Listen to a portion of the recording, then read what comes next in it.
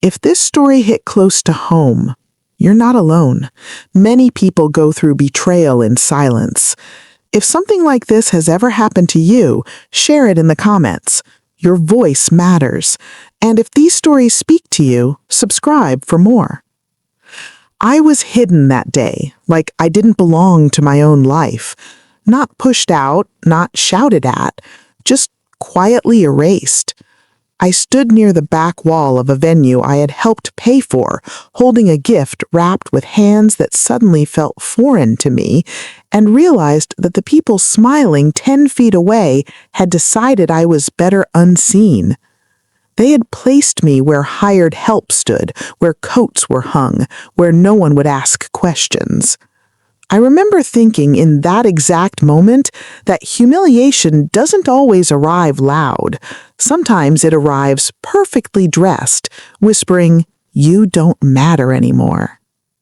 My name is Rachel Monroe. I'm 46 years old, born and raised in California, and until that afternoon, I believed I knew my partner.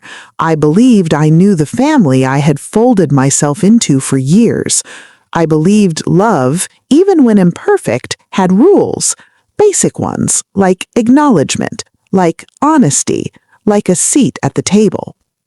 The gathering was meant to be a celebration of unity, a large family event that blurred the line between joy and obligation, the kind that demanded neutral smiles and expensive clothing.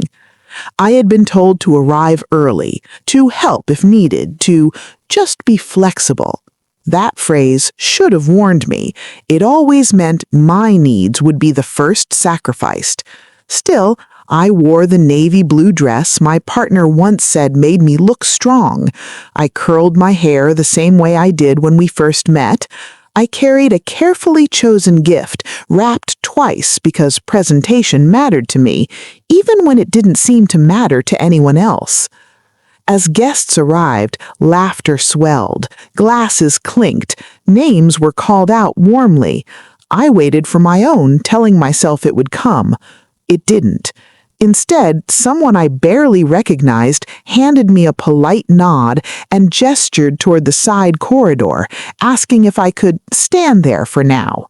I watched as my partner moved through the crowd with ease, greeting relatives, exchanging inside jokes I wasn't part of, never once looking my way.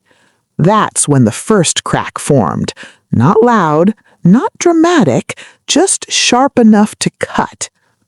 I told myself there must be a mistake. Seating charts get mixed up, names get overlooked. I've been the woman who makes excuses before. I'm very good at it. I waited until everyone was seated, scanning the room for an empty chair with my name on it. There wasn't one. Not at the main table, not at the side tables, not even near the back. I wasn't late, I wasn't early, I was invisible. When I finally asked, quietly, carefully so as not to disrupt the mood, I was met with confusion that felt rehearsed. A cousin shrugged, an aunt avoided eye contact, someone said my name wrong, which somehow hurt more than saying nothing at all. Then came the line that still echoes in my chest. "Oh, you weren't on the list." The list, as if belonging were a clerical error. I stepped away, my pulse pounding in my ears, and found myself near a half-open door that led to a smaller adjoining room. Voices drifted out, familiar ones, unfiltered ones. I didn't mean to listen, but when your name floats through the air like a careless insult, your body freezes before your mind can intervene. "She doesn't need to be out there," a woman said, her tone light, amused. "This is family." Another voice laughed. "Exactly. Let's not confuse things." Then came the voice that broke something permanent inside me. My partner's. Calm, agreeable, relieved. "It's better this way. She doesn't know everything anyway." I pressed my hand against the wall to steady myself. Everything? My mind raced backward through years I had neatly organized, suddenly dumping them onto the floor in disarray. Everything I thought I knew began to feel provisional, like it could be revoked without notice. As they spoke, pieces fell into place with horrifying clarity. The evasiveness whenever I asked about the past, the sudden silences when certain names came up, the way stories never quite aligned. I had thought it was privacy. I had respected it. I had called it trust. Standing there, unwanted and unacknowledged, I realized I had been protecting a version of someone that didn't exist, or worse, a version that existed only because I was willing to remain in the dark. Memories flooded in without mercy, years of rearranging my life to accommodate theirs. I remembered turning down a job offer that would have moved me closer to my sister because it wasn't the right time. I remembered holidays spent driving hours so we could attend their family traditions while mine slowly learned to stop asking. I remembered paying bills without complaint when finances were complicated, never asking for full explanations because love, I thought, was patient. I had been patient to the point of erasure. There was a moment, standing alone in that corridor, when I could have stayed quiet. I could have waited until the event ended, followed my partner home, and asked my questions in private, like a well-behaved inconvenience. That version of me existed once. She survived by shrinking. But at 46, with my heart bruised and my dignity bleeding out in polite silence, I felt something else rise up. Not anger, clarity. I walked back into the room, my heels steady against the floor, my spine straighter than it had been all day. Conversations softened as I passed. People noticed me then.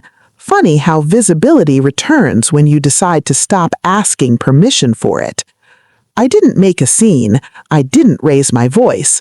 I simply handed the gift to the nearest table, the one I was never meant to sit at, and said, "I think this belongs here more than I do." My partner finally looked at me, really looked. There was surprise in their eyes, and fear. That was new. I left without waiting for explanations. Outside, the California sun was beginning to set, casting long shadows across the parking lot. I sat in my car for a long time before turning the key, letting the quiet wash over me. I felt grief, yes, but beneath it, something steadier, a sense that the story I had been living was incomplete and that the missing chapters weren't accidents, they were hidden on purpose. That night, alone in the home we shared, I began to look for answers I had been discouraged from seeking. Drawers I'd never opened, boxes labeled vaguely, old documents that told a story very different from the one I had been told. Names appeared, dates didn't match, relationships overlapped. A past carefully buried began to surface, and with it, a truth that would change everything I thought I was building my life on. By the time the sky outside my window turned pale with morning light, I understood one thing with terrifying certainty. The humiliation at that gathering wasn't the betrayal, it was the introduction, and I was done being hidden. I didn't sleep that night. I lay in the dark listening to the house breathe, the soft hum of the refrigerator, the distant sound of traffic outside, every familiar noise suddenly foreign. When my partner came home hours later, I pretended to be asleep, not out of fear, out of precision. I needed silence more than confrontation. Silence gives truth room to surface. Morning arrived without mercy. Sunlight spilled across the bedroom floor, touching boxes stacked in the corner, boxes I had never opened because I was told they contained old work stuff and things better left behind. Funny how those phrases had once sounded mature, respectful. Now they sounded like instructions. I waited until the house was empty. My partner left without waking me, moving quietly, as if guilt had finally learned manners. The moment the door closed, I sat up. My chest felt tight, but my hands were steady. That surprised me. I wasn't panicking, I wasn't shaking, I was focused. The first box resisted, the tape thick and yellowed with age. Inside were folders, legal-sized, carefully organized, too carefully. I recognized some names immediately, names I had heard in passing and never questioned. A former business partner, an old friend, a woman I'd once been told not to worry about because she lives in another state now. She didn't. She lived 15 miles away. Documents fell into patterns I couldn't ignore. Property records, old correspondence, bank statements tied to an account I didn't know existed. And then photographs, not casual ones, milestones, celebrations, a whole life running parallel to mine, hidden in plain sight. I sank onto the floor as the weight of it pressed down. This wasn't a mistake. This wasn't omission. This was architecture, a past not merely buried, but actively protected. I kept digging. There was a marriage certificate, dated years before I met my partner, and a divorce finalized quietly, conveniently, just months before our relationship became official. But what shattered me wasn't that it existed, it was that it wasn't finished. Ongoing obligations, financial ties that never fully dissolved, a child support agreement amended more recently than I could explain away. A child. I read the name again and again, my vision blurring. I had asked once, early on, whether there were children. The answer had been firm, absolute, no. I thought of the family gathering, the seating chart, the way certain relatives avoided my eyes, the phrase, "she doesn't know everything." I finally understood what everything meant. My phone buzzed, a text from my partner, casual, normal, "Hope you're feeling better. We'll talk tonight." Tonight, as if truth were something you schedule. I didn't respond. Instead, I searched. Names led to social media profiles untouched by privacy settings, smiling faces, a child who looked painfully familiar around the eyes, graduation photos, family dinners, the same last name I now carried, worn by people who never knew I existed. I felt something crack, not loud, not dramatic, but final. The version of myself that believed love was built on benefit of the doubt quietly stepped aside.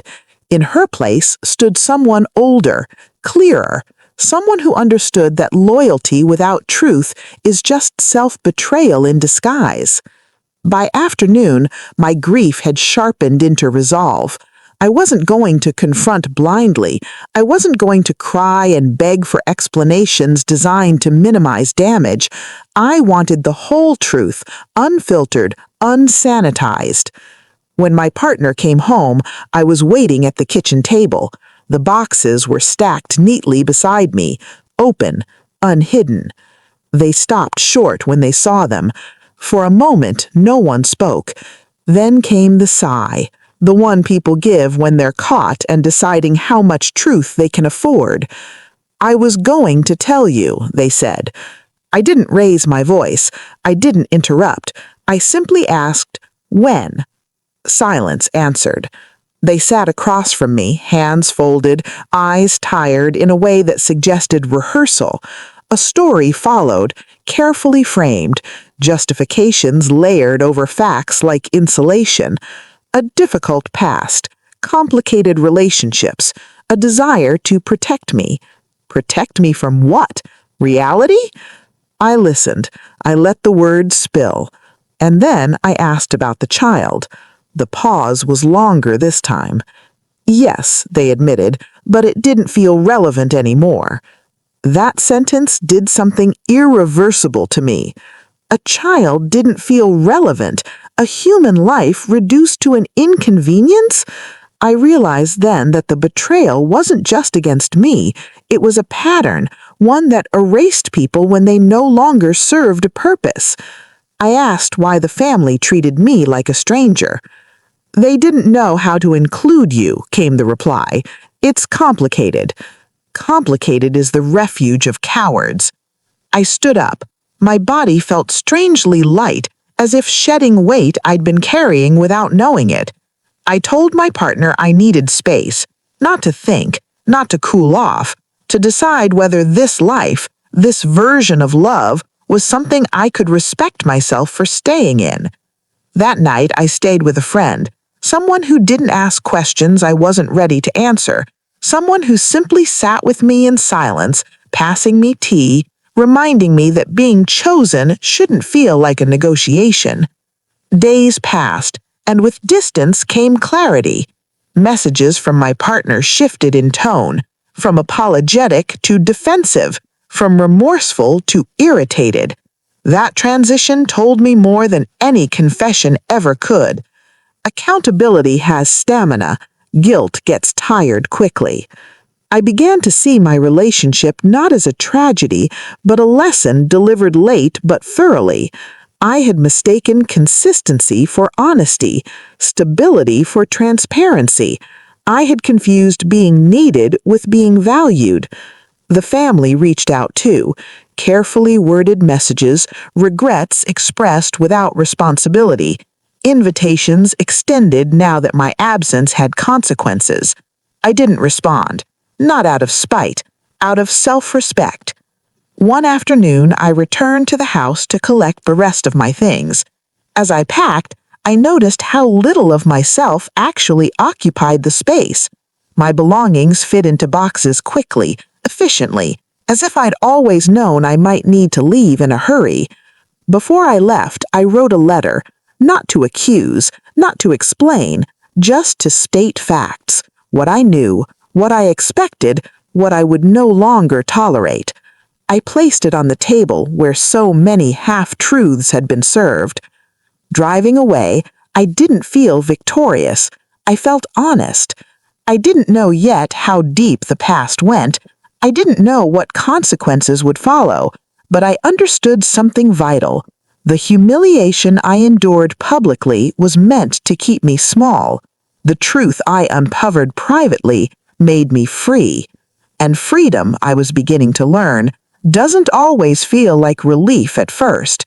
Sometimes it feels like standing alone, holding the full weight of reality, and choosing not to look away. Freedom didn't arrive quietly. It never does. The moment I stopped responding, the noise began. Messages multiplied, calls came from unfamiliar numbers. People who had never made space for me suddenly wanted conversations, closure, explanations.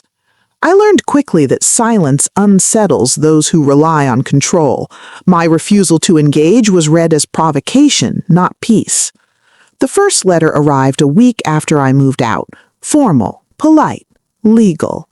My partner wanted to clarify misunderstandings and discuss shared assets. I read it slowly, carefully, the way you read something that confirms what you already know. Love had exited the conversation. Power had entered it. I hired an attorney the same day, not out of vengeance, but preparation. I was done being surprised. As documents were reviewed, more of the hidden past surfaced. Financial entanglements I'd never been told about, debts masked as investments, accounts shifted quietly, strategically. My attorney didn't react emotionally. That was her gift. She simply raised an eyebrow and said, "This is more extensive than you were led to believe." I nodded. By then, I expected nothing less. Family pressure followed. My phone lit up with messages that carried the same tone. Disappointment disguised as concern.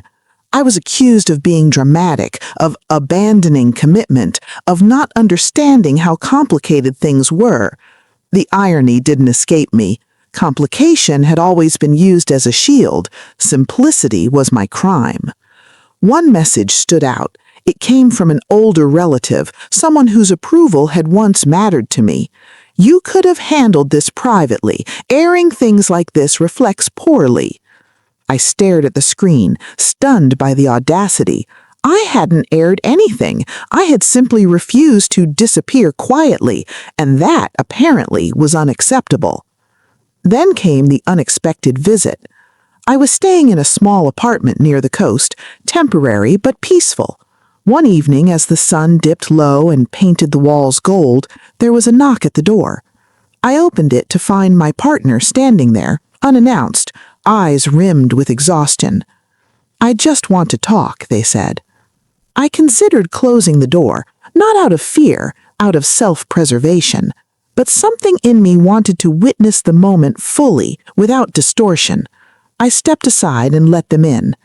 They spoke for a long time, apologies layered with self-pity, regret tangled with justification.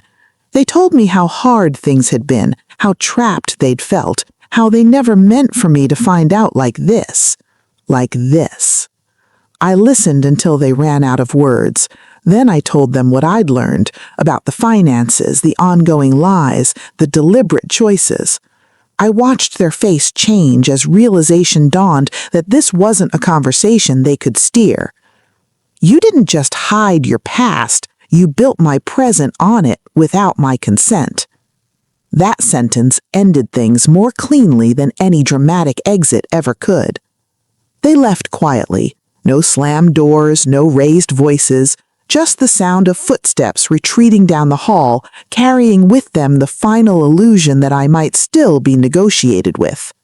Weeks passed. Legal proceedings moved forward with methodical precision. Assets were untangled, agreements rewritten, truth documented. I felt oddly detached during it all, as if my emotions had been converted into clarity.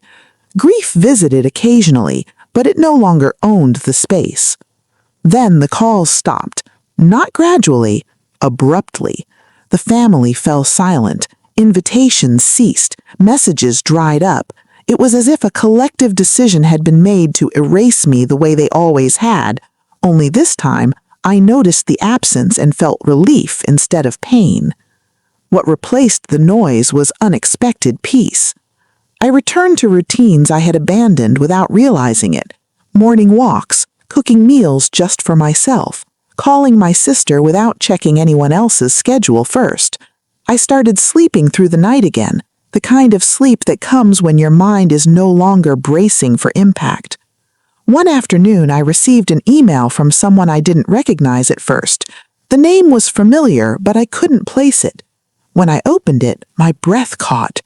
It was the woman from the past, the one whose existence I had been shielded from, the mother of the child. She wrote with restraint, no accusations, no bitterness. She said she had heard about the separation, that the truth had finally come out. She apologized not for her existence, but for the role she unknowingly played in my erasure. She said she had been told I knew everything, that I had agreed. That lie hurt more than I expected. We met weeks later in a quiet cafe halfway between our neighborhoods.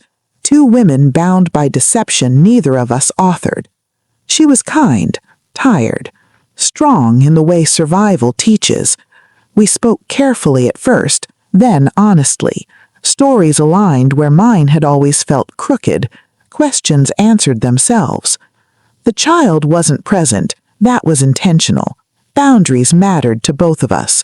But knowing they existed, knowing the truth, brought a strange sense of closure, not because it healed the wound, but because it finally named it. As I drove home that day, I realized something profound. The humiliation I'd suffered wasn't personal, it was procedural. I had been treated the way systems treat inconvenient truths, pushed aside, minimized, hidden. And I had stepped out of the system. The final legal agreement arrived months later, clean, conclusive. My attorney smiled when she handed it to me. "You handled this with remarkable composure," she said. I thought of the woman I'd been at that family gathering, standing by the wall with a gift no one wanted. I smiled back. Composure isn't weakness, it's restraint with intention. That night I stood on my balcony watching the city lights flicker on one by one. I felt something settle inside me. Not forgiveness, not yet, but sovereignty. The past no longer reached for me in the dark, and somewhere deep down I knew the reckoning wasn't finished, Not for them, not for the story they tried to bury, because truth, once uncovered, doesn't rush, it waits. The reckoning didn't arrive with fireworks. It came quietly, methodically, the way consequences always do when no one is watching. I had learned by then not to confuse silence with peace. Silence, I discovered, is where truths finish their work. It started with small things, subtle things, mutual acquaintances reaching out just to check in, former friends asking questions that felt casual but weren't. I answered politely when I chose to, briefly when I didn't. I wasn't interested in shaping narratives anymore. I had lived too long inside someone else's version of reality. Then the cracks widened. Financial news traveled faster than personal apologies ever had. A business venture my former partner was involved in began unraveling. Investors pulled back. Agreements were re-examined.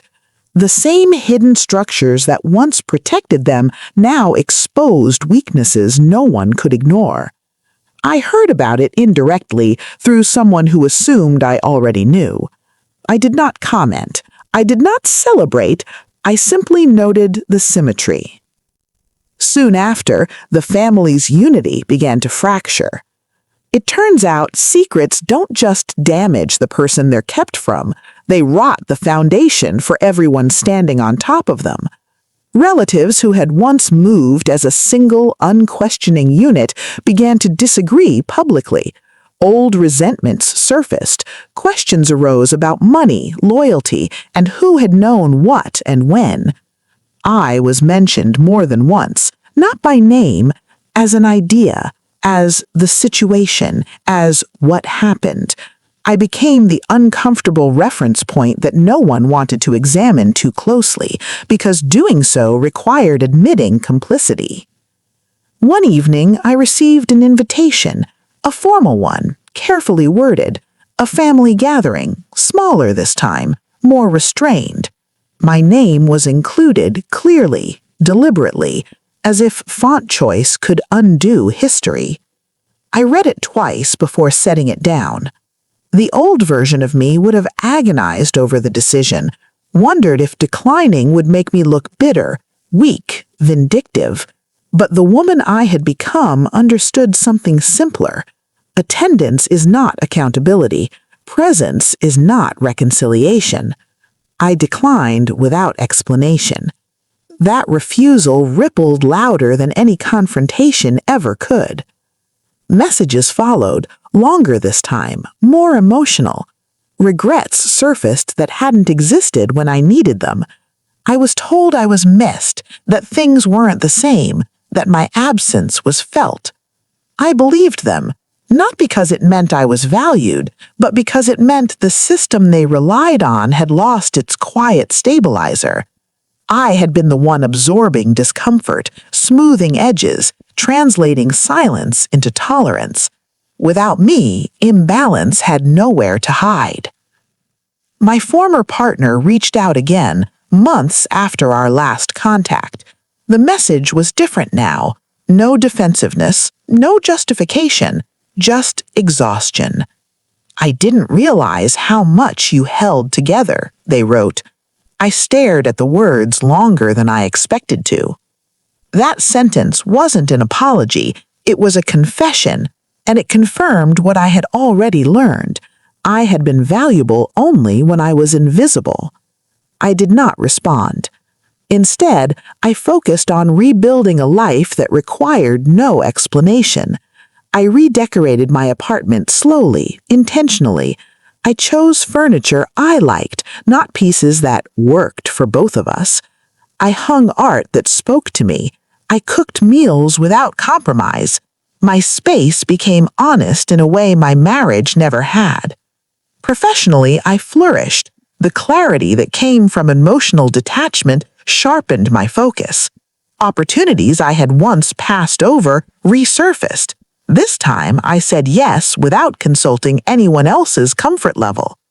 Success, I learned, feels different when it isn't negotiated down. Then came the public shift. A mutual friend, well-meaning, clumsy, mentioned that people were starting to ask questions openly about timelines, about inconsistencies, about why certain truths had been buried for so long. Apparently, my quiet exit had done what confrontation never could. It forced people to fill the silence with their own observations. Truth doesn't need defenders, it needs space. The most unexpected moment came on an ordinary afternoon. I was standing in line at a bookstore when I heard my name spoken carefully behind me. I turned to see an older family member, the same one who had once suggested I should have handled things privately. They looked smaller somehow, less certain. "I owe you an apology," they said, voice tight. "I didn't see it clearly before." I listened. I always did. They spoke about confusion, about loyalty, about how uncomfortable it was to question someone they'd known longer than they'd known me. They said they understood now, or at least they were beginning to. I thanked them, genuinely. Forgiveness, I had learned, is not reconciliation. It's release. As I walked away, I felt lighter, not because I was valued, but because I no longer needed validation to move forward. The final blow arrived without my involvement at all. Legal consequences from the past finally caught up with my former partner. Nothing dramatic, no scandal, just accountability. Contracts enforced, responsibilities clarified. A life based on selective truth forced into alignment with reality. I heard about it through the same distant channels that once carried whispers about me. This time, the tone was different, somber, respectful, careful. I didn't feel satisfaction. I felt completion.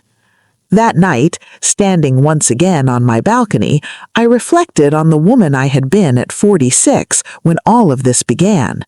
The woman who believed dignity meant endurance, who thought love required silence, who mistook inclusion for worth. I understood now that dignity is not something others grant you, it is something you stop surrendering. The past no longer chased me, the family no longer haunted me, my former partner no longer occupied space in my decisions. I had outgrown the story they tried to trap me inside. And for the first time in years, I felt ready, not to react, not to recover, but to choose. Something new was waiting, and I would meet it openly. Closure doesn't arrive the way movies promise. There was no dramatic knock on the door, no tearful confession that fixed what had been broken. Instead, it arrived quietly, the way morning light slips into a room you finally feel safe enough to sleep in. I didn't notice it at first. I just realized one day that I hadn't thought about them in hours, then days, then weeks. The story that once consumed me had stopped demanding my attention. I moved again, this time by choice, a small place farther inland, closer to the rhythm of my own routines. I liked the anonymity of it.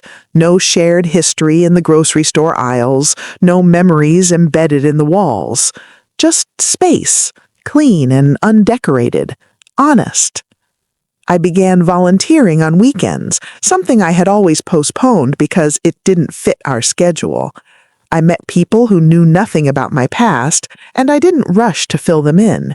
It felt revolutionary to be known only for who I was becoming, not who I had survived.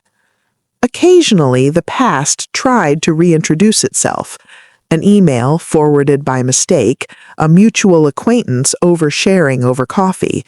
I learned that my former partner's carefully curated image had finally collapsed under the weight of its own inconsistencies. Not publicly, not dramatically, but internally. Relationships strained, trust eroded. People began asking the same questions I had once been discouraged from asking. I was no longer the outlier. What surprised me most was how little satisfaction it brought. I had imagined justice would feel louder, sharper. Instead, it felt neutral, like a door closing gently behind me. One afternoon, months after everything had settled, I received a message I hadn't expected and didn't immediately recognize as important. It was from my former partner's child's mother. Short, direct, she thanked me. Not for leaving, for refusing to lie. She wrote that my quiet dignity had forced conversations no one else had been brave enough to start, that her child would grow up with less confusion, fewer half-truths, that truth, once released, had a way of protecting people it was never meant to hurt. I sat with that for a long time. In all the chaos, I had been so focused on reclaiming myself that I hadn't considered the ripple effects, the way refusing to play along can change outcomes you'll never fully see. That, I realized, is the difference between revenge and integrity. The final legal document arrived shortly after. No ceremony, just confirmation that all ties were formally severed. I signed it without hesitation. When I placed the envelope in the mail, I didn't feel loss. I felt done. On my 47th birthday, I did something small but symbolic. I took myself out to dinner.